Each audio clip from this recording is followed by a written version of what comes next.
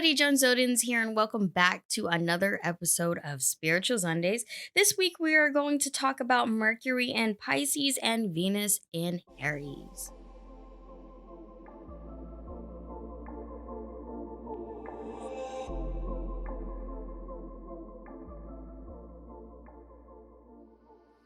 All right, so hopefully everybody had a fun Super Bowl weekend. I had to go to a baby shower on Sunday, so that's the reason why I'm doing the podcast today. Now, let's go ahead and just dive deep into it.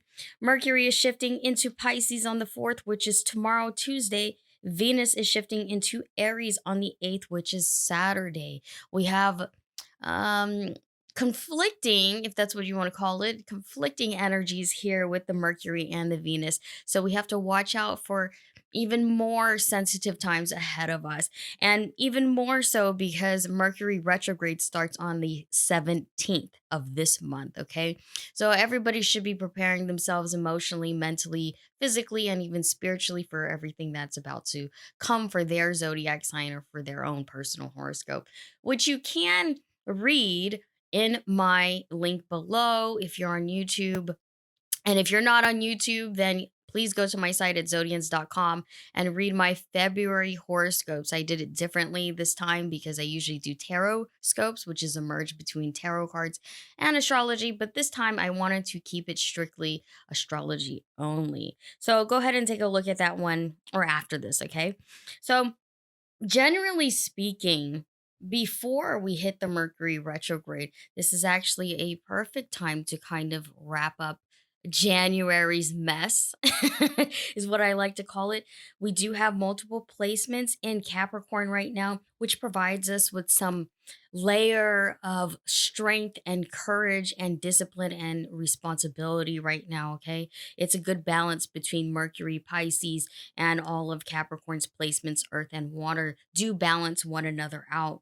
So we have this moment in time where we can really search for a more meaningful experience in our lives and kind of shift our perspectives right now.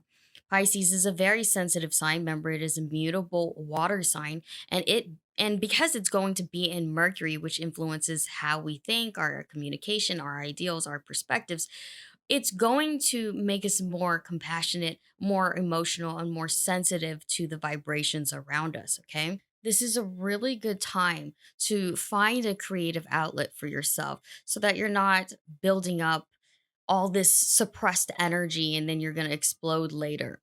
Okay. Because when Venus shifts into Aries, you're going to find that people are going to overreact or they're going to be so so sensitive about certain triggers in their lives that they're going to explode or go left with certain situations because they haven't dealt with it yet. Does that make sense? So confront the things that you need to confront. If you're going through a very stressful time, especially because January with the Mars and Sagittarius was just a very stressful time for a lot of people, then you need to deal with those things and you need to find a way to release all of this pent up energy in yourself. I strongly recommend, and this is what I've been doing, you guys, is like getting into, things that I really love, things that really take me to a different place in myself. And that's been artwork and, doing my energy natal charts and just really diving deep with what I like to do as a person and what releases all of this negative energy or what transfers this negative energy into something more productive. And I recommend that for everybody. We can sit here and wallow in our pain all long, all day and all night. And trust me, I've dealt with severe depression and severe anxiety all at one time, multiple times in my life. And I'm not a perfect person, but I strongly recommend that you find a way to recycle all of your negative energy and to do something with it. And this is the only way that I found as a person that helped me see that I can achieve things in a more, I guess, progressive and creative way is because I'm taking all of this energy and I'm using it versus wallowing in it and diving in it and crying in it. You know what I mean? So, Pisces and Mercury is a great thing that can happen for you. And that's all I'm trying to say is that we will find ourselves more daydreamy, right? Because Pisces is known for that. They love to daydream. Either it's about something romantic or it's about something, you know, fantastical, if that's even a word. It's a very mysterious zodiac sign and has two. It's a dual sign, so it has a two fishes, one swimming up, one swimming down. This is the balance of both light and dark energies. Okay, this is a perfect example of recycling our energies. Everything comes full circle for us. So that's what you may find happening for you when the Mercury retrograde hits again on the 17th. And preparing ourselves for this is not only a way to refresh our spirit, but it's also a way to release our spirit onto the world. Either it's good, either for good or for bad. I mean, it's really up to you and your way of dealing with things. But let's not rant on. Let's not rant on for too long. Now, with Venus shifting into Aries, okay, Venus influencing our relationships, Venus influencing our definition of love, okay, we will find ourselves being more affectionate and more needy when it comes to love.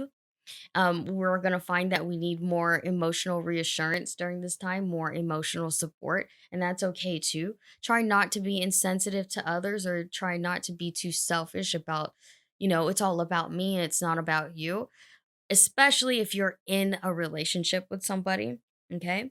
If you're not in a relationship with anybody, then this is a good time for you to kind of define what it is that you want in a relationship. Just because Aries being a cardinal fire sign and Pisces, again, a mutable water sign, just because they're incompatible naturally doesn't mean that they can't work with one another. They give each other, again, that balance. So try to find it within yourself to really explore and search for deeper meaning in your life. You may come across or you may feel like everything is becoming more meaningless, or that you may feel everything's become more superficial in your life. And if you are feeling, empty is the right word. If you're feeling empty, this is a time to fill your cup and drink from it, okay? But it has to start with you. So dive deep with yourself in the next couple of weeks. When the retrograde hits, you're going to be diving even deeper. So think of yourself as a scuba diver at this point. That's how I like to deal with it. Just go with the current, man. Don't fight it. Don't fight it. The more you fight it, the more you fight your feelings, the more intense it's going to be for yourself. And the more intense it is, the harder it is for you to swim out of a situation. Okay. We all have to take the time to really conquer ourselves, and this is a good time to do it. Um, so there you have it. That's really my podcast for the week. If you want to read more about your horoscope and how the retrograde is going to affect you, then please do so by visiting my website at zodianz.com. I'm thinking of going forward with this of just doing horoscopes alone.